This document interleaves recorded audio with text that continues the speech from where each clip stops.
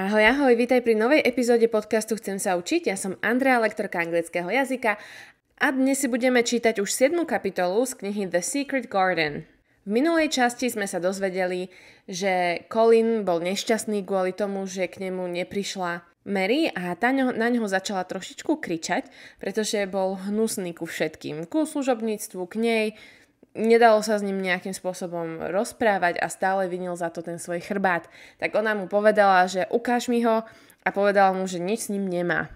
Hej, tak trošičku mu to pomohlo na jeho sebaistote a sebavedomí. No a teraz konečne možno už pôjdeme aj von. Tak poďme priamo na to. Chapter 7. Colin and the Garden. Of course, it was most important that no one should see Colin, Mary, or Dickon entering the secret garden. So Colin gave orders to the gardeners that they must all keep away from this part of the garden in the future. The next afternoon, Colin was carried downstairs by a manservant and put in his wheelchair outside in front of the door. Dickon arrived with his crow, 2 squirrels, and the fox and started pushing the wheelchair gently away from the house and into the gardens. Mary walked beside the chair.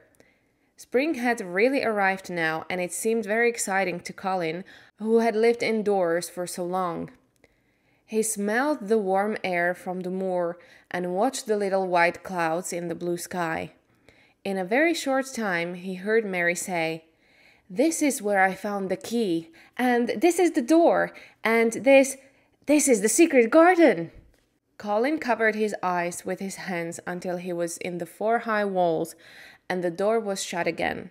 Then he looked round at the roses climbing the old red walls, the pink and white flowers on the fruit trees, and the birds and the butterflies everywhere. The sun warmed his face, and he suddenly knew he felt different. "Mary, Dickon," he cried, "I'm going to get better. I'm going to live forever and ever and ever." As Dickon pushed the wheelchair around the garden, he told Colin the names of the plants. The sun shone, the birds sang, and in every corner of the garden there was something interesting to look at. The 3 children talked and laughed, and by the end of the afternoon all 3 were speaking Yorkshire together. "I'll come back here every afternoon," said Colin. "I want to watch things growing." "Soon you'll be strong enough to walk and dig. You'll be able to help us with the gardening," said Dickon kindly.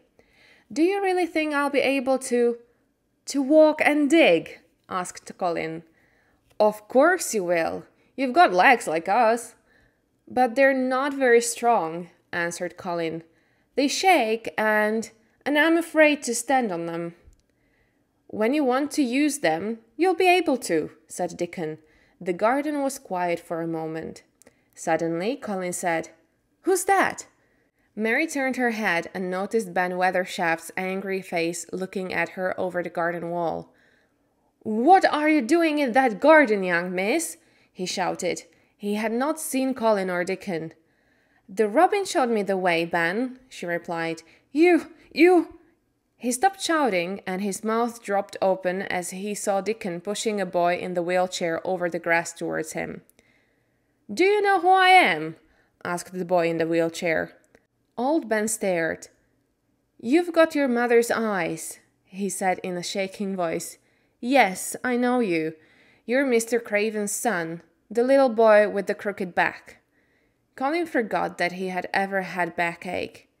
"My back's as straight as yours is," he shouted. Ben stared and stared. He only knew what he had heard from the servants. "You haven't got a crooked back?" he asked. "Or crooked legs?" That was too much. Colin was furious, and it made him feel strong.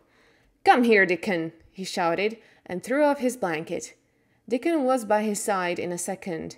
Mary felt sick with fear. Could Colin stand? Then Colin's thin feet were on the grass, and he was standing, holding Dickon's arm. He looked strangely tall, and he held his head very high. "Look at me!" he shouted at Ben. "Just look at me!" "He's as straight as any boy in Yorkshire," said Dickon.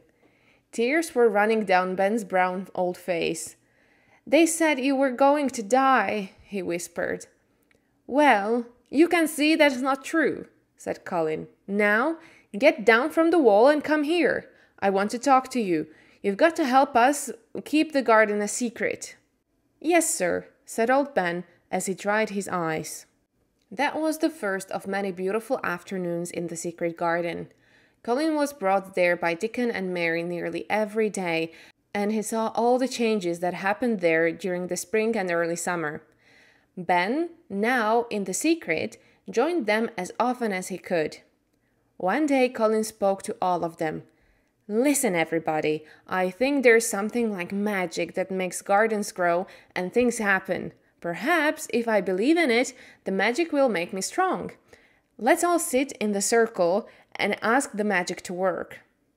So they all sat on the grass in a circle, Dickon with his crow, the fox, and the 2 squirrels, Mary, Colin, and Ben. Colin repeated these words several times. "The sun's shining, that's the magic. Being strong, that's the magic. Magic, help me. Magic, help me." At last, Colin stopped. "Now I'm going to walk around the garden," he said, and took Dickon's arm. Slowly, he walked from one wall to another, followed closely by Mary and Ben. And when he had walked all the way round, he said, "You see, I can walk now. The magic worked." "It's wonderful," cried Mary. "Your father will think he's dreaming when he sees you." "I won't tell him yet. I'm going to keep it a secret from everybody. I'll come to the garden and walk and run a little more every day until I'm as healthy as any other boy. Then, when my father comes home, I'll walk up to him and say, 'Here I am, Father, you see? I'm not going to die.'" Now began a difficult time for Colin and Mary. Dickon told his mother about it one evening as he was digging the cottage garden. "You see, Mother, they don't want the doctor or servants to guess that Colin can walk and is getting better, so they have to pretend he's still ill and just as disagreeable as he used to be. If they're running about all day in the fresh air, that'll make them hungry, I should think." "Yes, that's the problem. They're both getting fatter and healthier, and they really enjoy their food now. But they have to send some of it back to the kitchen, uneaten. If they eat it all, people will realize how healthy they are. Sometimes they're very hungry." "I know what I can do," said Mrs. Strawberry. "You can take some fresh milk and some of my newly baked bread to the garden in the morning. If they have that, it'll do them a lot of good. What a game those children are playing." And she laughed until tears came out of her eyes. One afternoon, when they were all working in the garden, the door opened and a woman came quickly in. "It's Mother!" cried Dickon and ran towards her. "I told her where the door was because I knew she would keep it a secret." Colin held out his hand to her. "I've wanted to see you for a long time," he said. "Dear boy," Susan whispered, holding his hand. "You're so like your mother." "Do you think," asked Colin carefully, "that will make my father like me?" "I'm sure it will," she answered warmly. "He must see you. He must come home now." "You see how healthy the boy is, Susan?" asked old Ben. "Look how strong and straight his legs are now." "Yes," she laughed. "Playing and working outside and eating good Yorkshire food has made him very strong. And Miss Mary too," she added, turning to Mary. "Mrs. Menlock heard that your mother was a pretty woman. You'll soon be as pretty as she was." "Do you believe in magic?" Colin asked her. "I do," she answered, "but everybody gives it a different name. It makes the sun shine and seeds grow, and it has made you healthy." She sat down on the grass and stayed for a while, talking and laughing with the children in the quiet, sunny garden. When she stood up to leave, Colin suddenly put out a hand to her. "I wish you were my mother," he whispered. Mrs. Silbury put her arms around him and held him to her. "Dear boy, you are as close to your mother as you could be here in the garden, and your father'll come back soon." The end of chapter 7. Tak ako sa vám páčila táto kapitola? Mne sa veľmi páčila, pretože Colin už vedel chodiť, teda minimálne sa snažil chodiť a mal tu takú motiváciu, takže to bolo také príjemné, pekné, už na seba nekričali, takže predsa len niečo iné. Ešte vám poviem nejaké novinky, ak ste si na Instagrame nevšimli alebo na Facebooku, tak od septembra budeme mať aj skupinovú výučbu. Konkrétne pôjde o skupiny úplných začiatočníkov. Tam sa môžeš prihlásiť, keď máš záujem.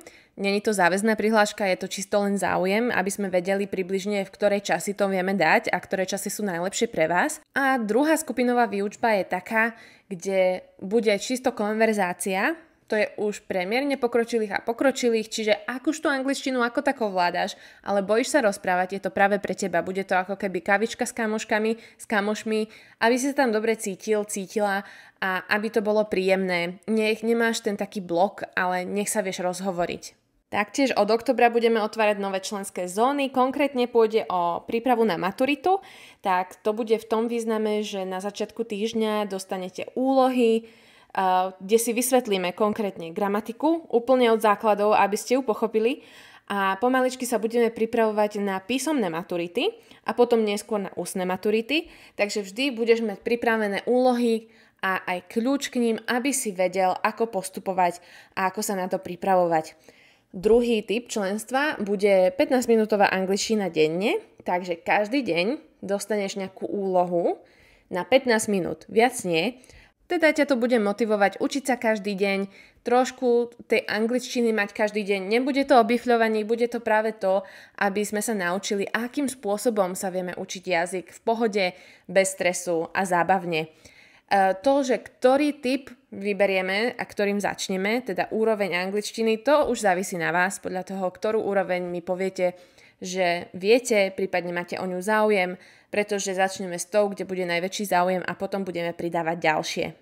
Tak to je z mojej strany všetko. Ak chceš vedieť bližšie informácie ohľadom skupinových kurzov, ťukni na www.chcemsaučiť.sk, nájdeš tam všetky kurzy, ktoré ponúkame, popozeraj si ich, porozmýšľaj a keď tak mi napíš, aby sme sa dohodli, porozprávali a zistili, že či by sme si sedeli. Tak verím, že sa uvidíme, minimálne sa budeme počuť na budúce, teším sa na to a have a beautiful day. Bye bye.